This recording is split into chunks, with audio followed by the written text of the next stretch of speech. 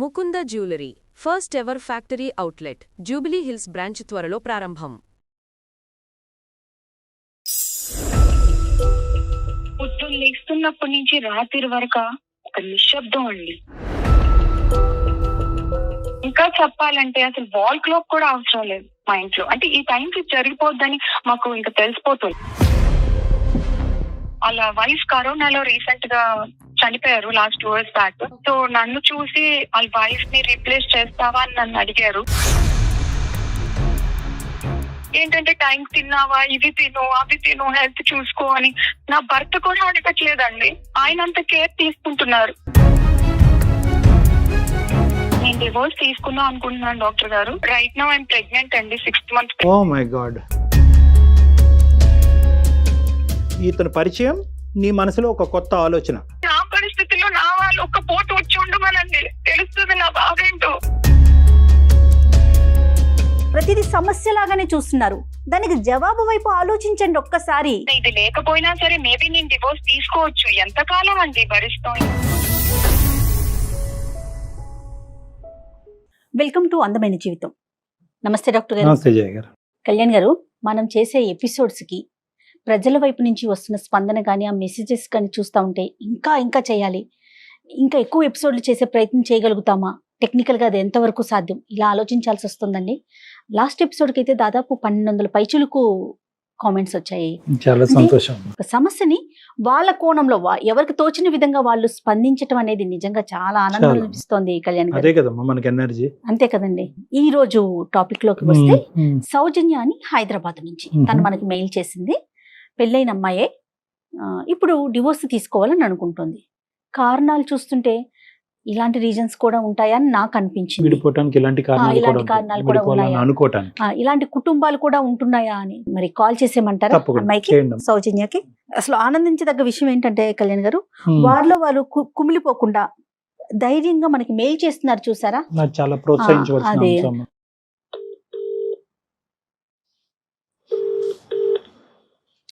Hello hello, సౌజన్య గారండి? సౌజన్య మాట్లాడుతున్నానండి. నేను జయానండి, అందమైన జీవితం ప్రోగ్రామ్ నుంచి కాల్ చేస్తున్నాను. ఎస్, సౌజన్య గారు మాట్లాడొచ్చా మీతో? మాట్లాడొచ్చు. రైట్, నాతో పాటు డాక్టర్ కళ్యాణ్ చక్రవర్తి గారు కూడా ఉన్నారు. మీ మెయిల్ గురించి నేను చెప్పాను, బట్ మీరు డైరెక్ట్ గా ఒకసారి మాట్లాడండి. సౌజన్య గారు నమస్తే అమ్మా. నమస్తే నమస్తే డాక్టర్ గారు. నమస్తే అమ్మా. నా పేరు సౌజన్య. ఏజ్ అమ్మా? నా ఏజ్ 26 years డాక్టర్ గారు. హైదరాబాద్ నుంచి? హైదరాబాద్ నుంచి మాట్లాడుతున్నాను. మెయిన్ రీజన్ మీకు ఈమెయిల్ చేయడానికి రీజన్స్ ఏంటంటే, ఇది ఒక ప్లాట్ఫామ్, చాలా మందికి మీరు మంచి సొల్యూషన్స్ ఇస్తున్నారు డాక్టర్ గారు. సో నాకు కూడా నా సమస్య విన్నాక కూడా నాకు ద బెస్ట్ వస్తుందని నేను ఆశించి నేను ఈమెయిల్ చేయడానికి మెయిన్ రీజన్. తప్పకుండా షూర్, థ్యాంక్ యూ అమ్మా. చెప్పండి. నా సమస్య ఏంటంటే, ఐఎమ్ మ్యారీడ్ అండి. నాకు 4 years అవుతుంది. ఓకే. నా మెరిచువల్ రిలేషన్షిప్ అస్సలు బాగాలేదండి.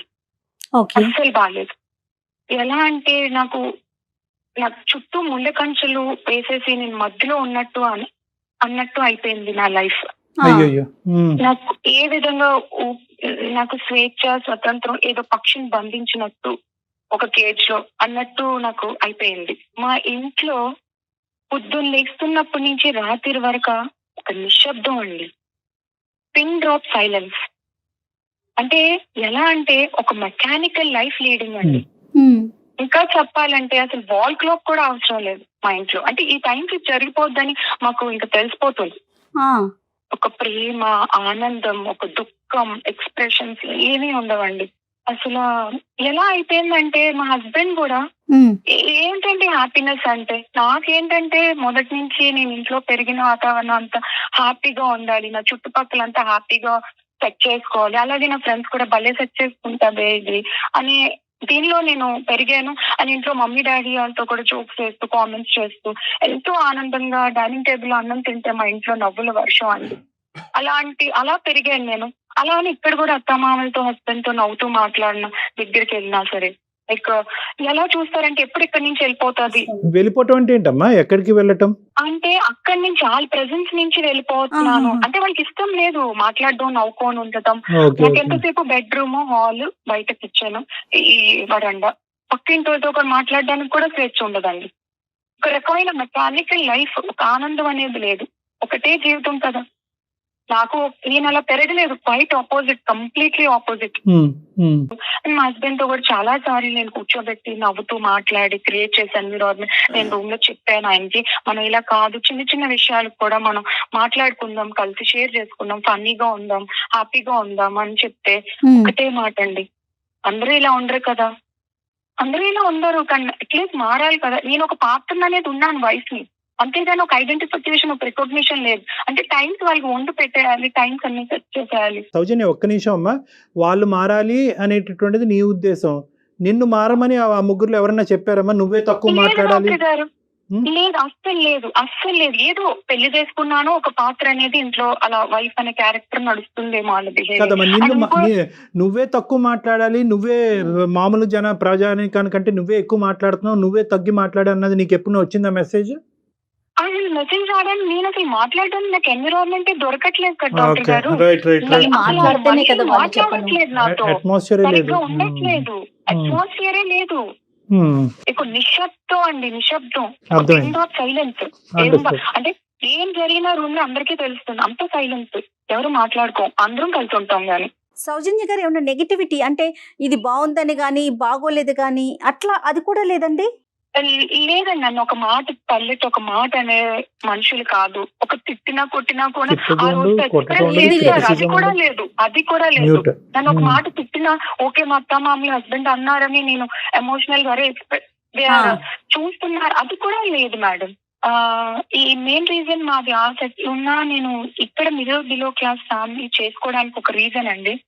మా అక్కది, మాది ఒక వెల్ సెటిల్ ఫ్యామిలీ. మా అక్కది మంచి సంబంధం ఇచ్చి బాగా రిచ్ గా ఇచ్చి చేశారండి మా డాడీ. అంటే మా స్థాయి మీద ఒక 10 రెట్లు ఎక్కువే అనుకోవచ్చు. ఓకే.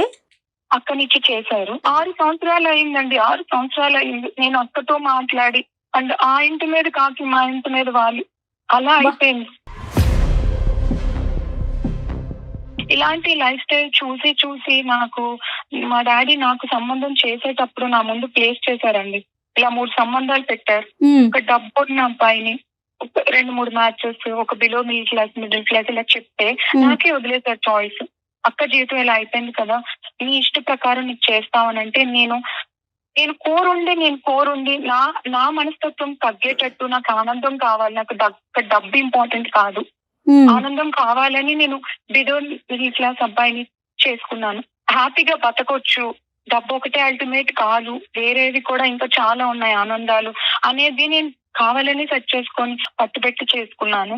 ఇప్పుడు నా జీవితం చూస్తే అక్కకి నాకు పెద్దగా తేడా ఏం అనిపించట్లేదు. Maybe status మారిందేమో.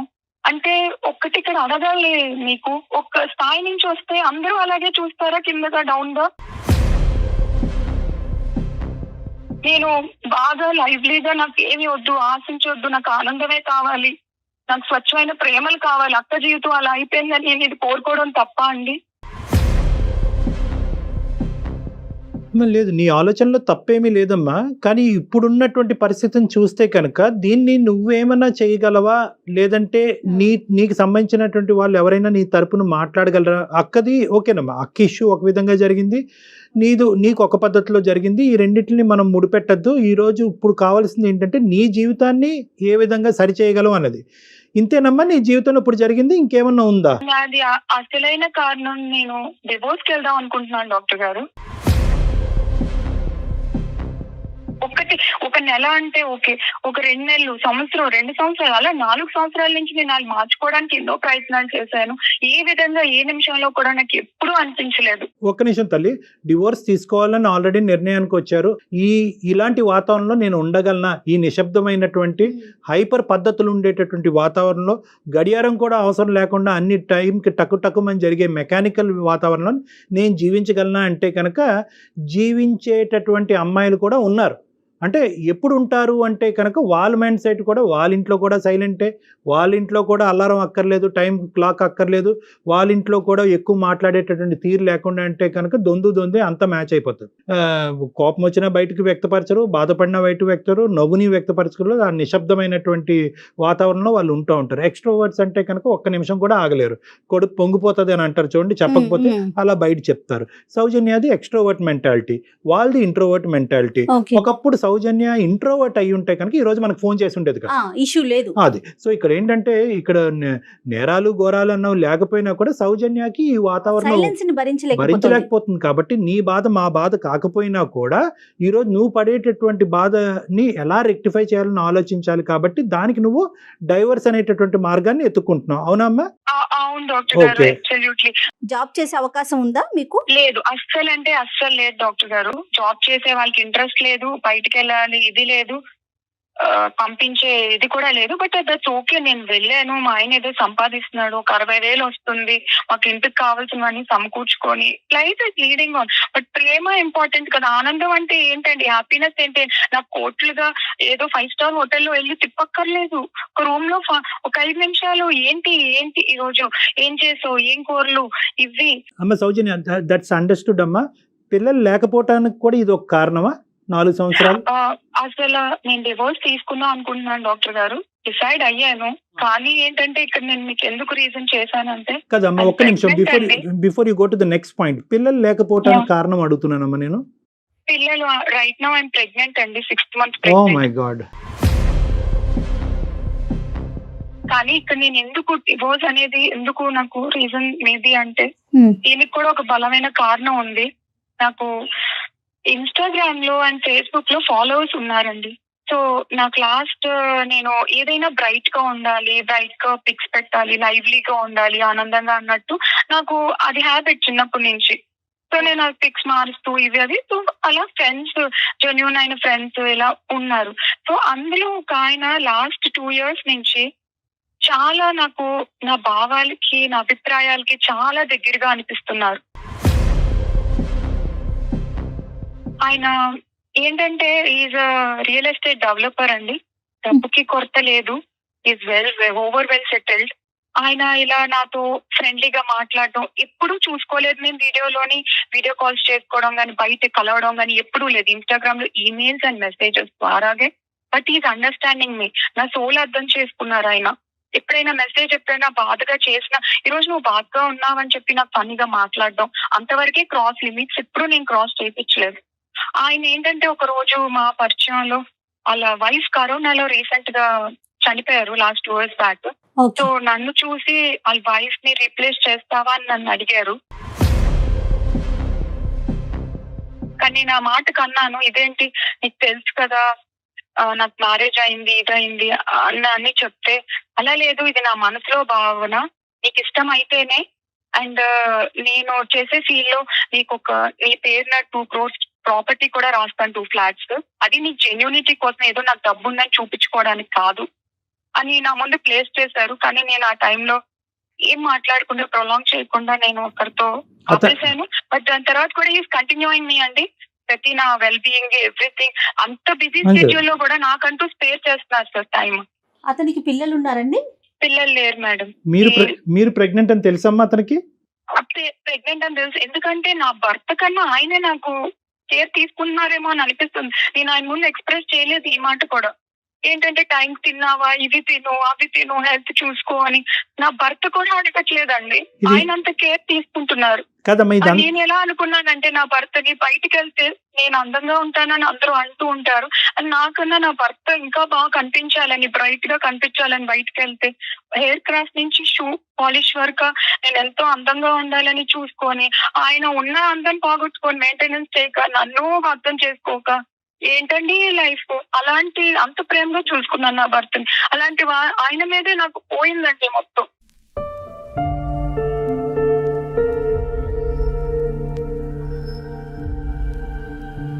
Don't mix this issue with the Instagram issue. ఈ రెండు మిక్స్ చేయొద్దమ్మా. ఈ రెండు మిక్స్ చేస్తే కనుక నువ్వు జీవితంలో డెసిషన్ తీసుకోలేదు, పొరపాట్లు చేయడానికి చాలా అవకాశాలు ఉంటాయి. ఈరోజు నువ్వు డైవర్స్ తీసుకోవాలి అని అనుకుంటే కనుక ఎస్, ఈ కారణం ఉందండి, ఇది నాకు ఈ మ్యారేజ్ సూట్ అవ్వట్లేదండి, నేను డైవర్స్ తీసుకుంటాను. దానికి ప్రెగ్నెన్సీ అడ్డం వస్తుందా లేదా అనేది డిఫరెంట్ సబ్జెక్ట్. డైవర్స్ తీసుకోవాలి అనేటటువంటి ఆలోచనతో పాటు నాకు నచ్చి నన్ను ప్రేమించి నన్ను అర్థం చేసుకునేటటువంటి ఒక వ్యక్తి ఇన్స్టాగ్రామ్లో పరిచయం అయ్యాడండి. నన్ను దేవతలా చూసుకుంటానన్నాడు, పూజిస్తానన్నాడు, నా భర్త లేనటువంటి లోటు అతను తీరుస్తాను అన్నాడు అంటే కనుక ఇక్కడ కన్ఫ్యూజ్ అవుతున్నాం. ఫస్ట్ ఈ సబ్జెక్ట్ క్లియర్ అవని, నెక్స్ట్ ఆ సబ్జెక్ట్ మాట్లాడుకుందాం. ఎందుకంటే ఈ సబ్జెక్ట్ క్లియర్ అవటం అనేటటువంటిది చిన్న ఇష్యూ, ఆ సబ్జెక్ట్లోకి వెళ్ళటం అనేది చాలా కాంప్లెక్స్ ఇష్యూ. ఎందుకంటే కనుక తెలియనటువంటి వ్యక్తి ఇన్స్టాగ్రామ్లో పరిచయం అయ్యాడు, ఈ మధ్యనే భార్య చనిపోయింది, ఇక్కడ 2 లక్షలు ఇస్తాడా, 3 లక్షలు ఇస్తాడా, 4 ఫ్లాట్లు ఇస్తాడా, బిల్డర్ కాబట్టి ఈ అంశం అంతా కూడా ఒక కాంప్లికేటెడ్, ఒక కాంప్లెక్స్ ఇష్యూ. దాని గురించి తర్వాత మాట్లాడుకోవాలి. నువ్వు డైవర్స్ తీసుకోవాలనేటటువంటి సబ్జెక్టు ఎంత అసర్టివ్గా డిసైడ్ చేసుకున్నాము, especially with the condition that you are 6th month pregnant. నువ్వు ఒక 6వ నెల గర్భవతి అయ్యి ఉండి ఈ నిర్ణయం అలాగే ఉందా, లేదంటే గర్భవతి అయ్యాను కాబట్టి ఇంకో విధంగా ఆలోచించడానికి నేను ప్రయత్నం చేస్తానని నువ్వు అంటున్నావా? నాకు ఈ థాట్ గర్భవతి నీకు 6th month sir, 6th month ముందు నుంచి కూడా నాకు ఈ థాట్ వస్తుంది, నేను మార్చుకోవడానికి ప్రయత్నిస్తున్నాను. ఇప్పుడు బలంగా ఎందుకు తీసుకున్నానని అంటే నాకు పుట్టపోయే పాపో బాబో ఇలాగే పెరగాల అంటే పొద్దున్న నుంచి సాయంత్రం వరకు ఒక ఏది లేక మొహాలు ఇలా పెట్టుకొని వాళ్ళు అలాగే పెరిగితే ఇంకేంటి సార్, వాళ్ళకి ఏం నేను ఇస్తున్నాను తిరిగి? నాకు ఇష్టం లేదండి ఇలా నా బిడ్డ పుట్టబోయే బిడ్డ, అది ఎవరైనా కావచ్చు, పుట్టబోయే బిడ్డ అలా పెరగడం నాకు ఇష్టం లేదు. అందుకనే నేను ఇప్పుడే నాకు టైం లేదు, ఇప్పుడే డెసిషన్ తీసుకోవాలి అని నేను డెసిషన్ తీసుకున్నాను. ఈ బిల్డర్ గారు పరిచయం అవ్వకపోతే నువ్వు మాకు ఫోన్ చేసి ఉండేదానివా, లేదంటే ఇంకో 5 సంవత్సరాల తర్వాత ఫోన్ చేసి ఉండేదానివా? మేబీ గ్యాప్ తీసుకునేదాన్నేమో డాక్టర్ గారు, ఓకే. మేబీ గ్యాప్ తీసుకునేదాన్నేమో. ఇది వల్ల నేను ఆలోచన విధానం, ఇతని పరిచయం నీ మనసులో ఒక కొత్త ఆలోచన, అంతే అనుకోవచ్చు. ఆ ఆలోచన వల్ల ఇప్పుడు నువ్వు ఎంత చేదైనటువంటి వాతావరణంలో బ్రతుకుతున్నావు, జీవిస్తున్నావు అనేటటువంటి ఒక రియలైజేషన్ అంతే. సో బహుశా నువ్వు ఈ వాతావరణంలో ఉండి ఈ బిల్డర్ అనేటటువంటి ఒక వ్యక్తి నీకు ఇన్స్టాగ్రామ్ లో పరిచయం అయి ఉండకపోతే బహుశా ఇదే జీవితమేమో, ఇదే ప్రపంచమేమో, లేనివి ఏవి లేవు అని చూసేదానికంటే ఏ ఉన్నాయి అని చూసి బతకాలేమో. కొడుకు ఎలా ఉంటాడు, కొడుకు ఎలా అడ్జస్ట్ అవుతాడు అనేటటువంటి తర్వాత వ్యవహారం అది కాదు. ఫస్ట్ మీ వరకు ఈ వ్యక్తి రావటం వల్ల మీ మైండ్ ఇంకా బాగా డైవర్ట్ అయింది, ఇంకా బాగా పొల్యూట్ అయిందేమో అని నాకు అనిపిస్తుంది. ఎగ్జాక్ట్లీ. మీరేమంటారు సౌజన్య? లేదు డాక్టర్ గారు, నాకు ఇది ఒక బలమైన రీజన్. ఎందుకనంటే నాకు ఒక పిల్లర్ లా కనిపిస్తున్నారు అంతే. నేను ఈయన ఇది లేకపోయినా సరే మేబీ నేను డివోర్స్ తీసుకోవచ్చు. ఎంతకాలం అండి భరిస్తాం, ఎంతకాలం నాకు స్వేచ్ఛ లేకుండా నేను ఏదో పక్షిలాగా ఇంట్లో పడి, ఒక కుక్కలకు కూడా ఒక ట్రైన్ చేస్తే అలా ఉంటారు. అది నా పరిస్థితి, యానిమల్స్ తో నేను పోల్చుకోలేకపోతున్నాను. అమ్మ నువ్వు ఒకటి నీ ప్రాబ్లం ఉన్న దానికంటే ఎక్కువ నీకు నువ్వు సానుభూతి చూపెట్టుకుంటే కనుక సమస్య బిగ్గరగా పెద్దగా కనిపిస్తుంది. ఇక్కడి నుంచి ఎప్పుడు పారిపోవాలి అని అనిపిస్తూ ఉంటుంది. నా ఉద్దేశం ఏంటంటే ఇక్కడ సమస్య ఉంది, ఓకే సరే సార్, మీరేమో వచ్చి నేను సమస్యను ఎగ్జాజరేట్ చేస్తున్నాను, సమస్యని విపరీతంగా చూడటం వల్ల బయట పారిపోవాలన్న ఆలోచన నాకు వస్తుంది అని మీరు అంటున్నారు. కానీ నా సమస్య నాది కాబట్టి, నాకు ఇది నొప్పిగా ఉంది కాబట్టి, ఈ ముళ్ళు నాకు గుచ్చుకుంటుంది కాబట్టి, నా పాయింట్ ఆఫ్ వ్యూలోంచి నాకు సొల్యూషన్ చెప్పండి అంటే కనుక ఆ విధంగానే మాట్లాడుకుందాం. ఈ ఇన్స్టాగ్రామ్ వ్యక్తిని కాసేపు చూడకూడదు, వినకూడదు, మాట్లాడకూడదు, మెసేజ్ పంపించకూడదు, పక్కన పెట్టేసేయాలి. ఎందుకంటే కనుక ఈ నిర్ణయం తీసుకునేటప్పుడు ఖచ్చితంగా ఆ ఇష్యూ డైల్యూట్ చేస్తుంది. ఆ ఇష్యూ కాస్త ఇక్కడ తప్పుడు నిర్ణయం తీసుకునేటటువంటి మార్గంలోకి పంపించే దానికి అవకాశం ఉంది. కాబట్టి నువ్వు ఏం చేయాలి అంటే, whether you have done everything, ఈ మ్యారేజ్లో నువ్వు అన్ని చేసావా సిచ్యువేషన్ ని మార్చటం గురించి? నేను చేశాను, తీసుకువెళ్ళాను, ఫ్రెండ్స్ తో మాట్లాడిపించాను. వాడు అంతే, చిన్నప్పటి నుంచి అంతే అని ఫ్రెండ్ సర్కిల్ లో కూడా అలానే చెప్తున్నారు. రాకపోకలు కూడా యాక్టివ్ గా పర్సన్ కాదండి. పేరెంట్స్ ముందు ఇలా జరుగుతుంది అని చెప్పాను కానీ వాళ్ళు కూడా ఏం అక్క పరిస్థితి చూస్తే అలా అయిపోయింది. వాళ్ళు కూడా ఏం చెప్పలేని పరిస్థితుల్లో ఉన్నారు డాక్టర్ గారు ఇక్కడ పెద్దవాళ్ళు కూడా. ఎందుకంటే ఇది ఒక్కటి తల్లి, ఎంత విచిత్రమైన సమస్య అంటే కనుక 99.9% డాక్టర్ కళ్యాణ్ చక్రవర్తి జయ కాదు, 99.9% మంది ఏంటమ్మా ఈ మాత్రం కారణానికి విడాకులు తీసుకుంటావు, గర్భవతి అయ్యుండే. నా పరిస్థితుల్లో నా వాళ్ళు ఒక పోటు వచ్చి ఉండమనండి, తెలుస్తుంది నా బాధేంటో. వాళ్ళకే తెలుస్తుందండి. అవునవును సౌజన్య, అందులో అసలు ఎలాంటి సందేహం గానీ డౌట్ గానీ లేదు. మీరు చెప్పేది 100% true. There is no doubt about it. కానీ is it the right time to make a decision about divorce? Can this wait? ఇది ఆగచ్చా? ఈ డివోర్స్ అనే నిర్ణయం ఆగచ్చా?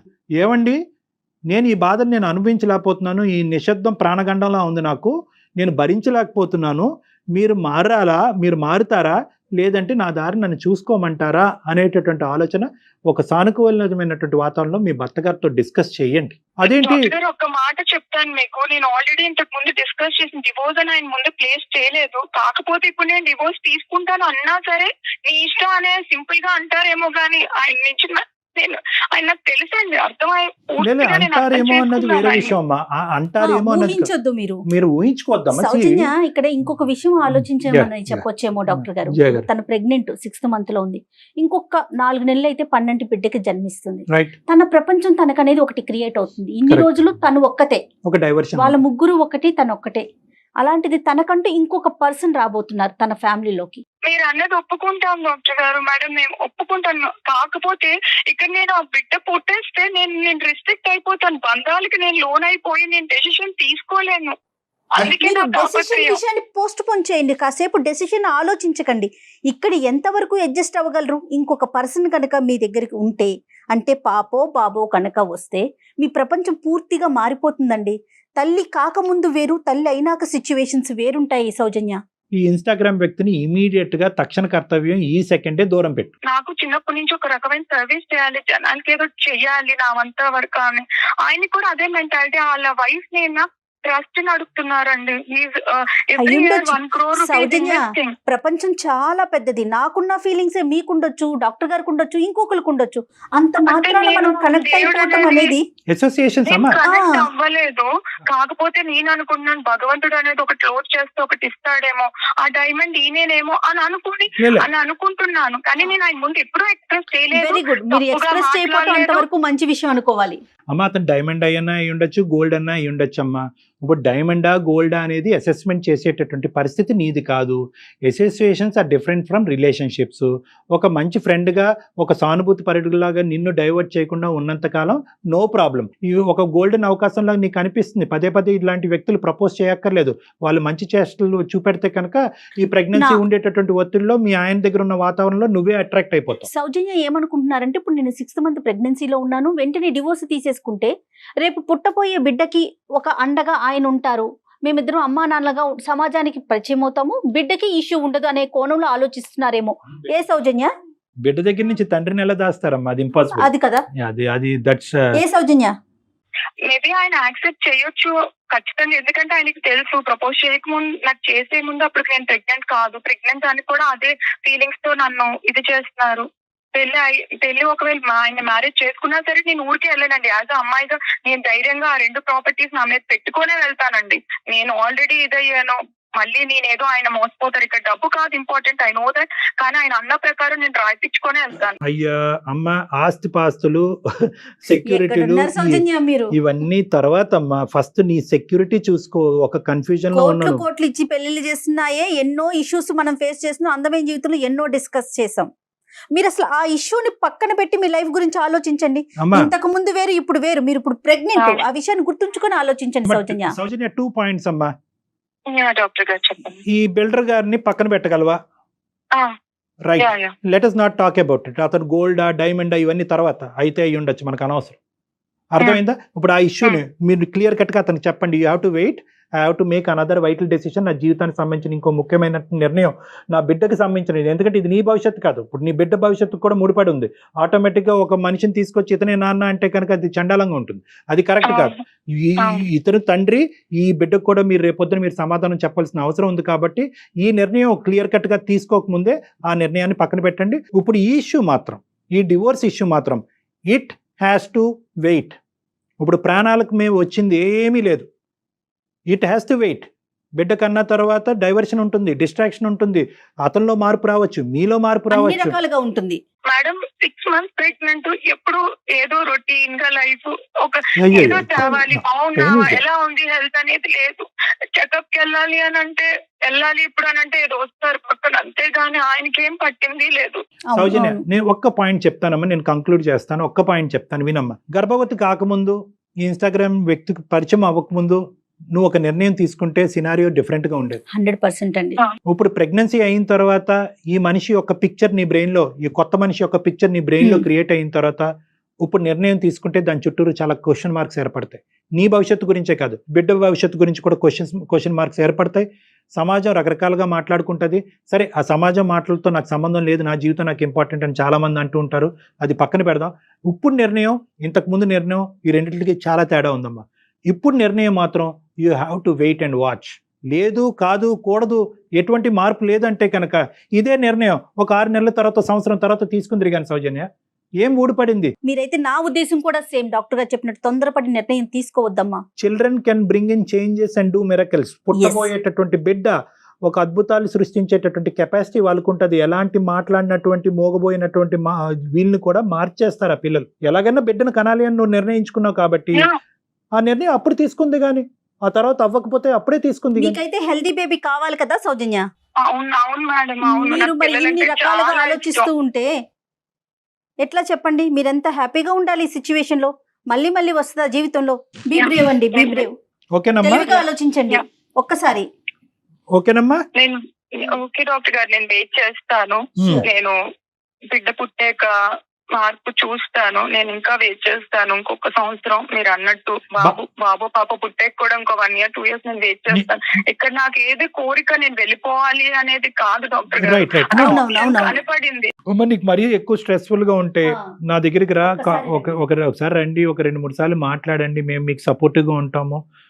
మా ప్రోగ్రామ్ ద్వారా కూడా మీకు సపోర్ట్ ని ఇస్తాము. ఓకేనమ్మా? బట్ నేను వెయిట్ చేస్తాను. ఏదైనా ఒక 2 months అమ్మ వాళ్ళ ఇంటికి వెళ్ళే ప్రయత్నం చేయండి Soujanya. Okay, thank you madam. Take care అమ్మా. God bless you. Take care. అంటే ఆ ప్రెగ్నెన్సీలో ఉండే ఒత్తిడి వల్ల కూడా నిర్ణయంలో ఉండే స్పీడ్ కూడా జరుగుతుంది. అమ్మాయి అనుభవాన్ని మనం తోసిపుచ్చేలేము. ఇక్కడ చాలా ఇబ్బంది పడుతుంది. సైలెంట్ గా ఉండే వాతావరణంలో 10 నిమిషాలు మనం ఉండలేము. అలాంటిది ఇప్పుడు ఆ అమ్మాయి అక్కడ ఉంటున్నా కూడా 4 years. సో నరకం అనిపిస్తుంది. కానీ this is not the right time to take that decision. Correct చెప్పారండి. అండ్ ఎస్పెషల్లీ ఒక బ్యాక్గ్రౌండ్ లో ఇంకో పిక్చర్ క్రియేట్ అయినప్పుడు ఆ నిర్ణయం తీసుకోవటం ఇంకా తప్పిదం అయిపోతుంది. So she has to wait. ఇప్పుడు చిన్న గీత ముందు పెద్ద గీత చాలా పెద్దగా కనిపిస్తుంది. కరెక్ట్. ఆ గీతం చూసి ఇది చాలా తక్కువ అనుకుంటాం, కంపారిజన్ చేసేసుకుంటూ ఉంటాం. But she has agreed to wait. Thanks. అవునండి, మనం చాలా చక్కటి సొల్యూషన్ చెప్పారు డాక్టర్ గారు. నాకు కూడా చాలా హ్యాపీగా అనిపిస్తా ఉంది. రైట్ అండి, నమస్తే.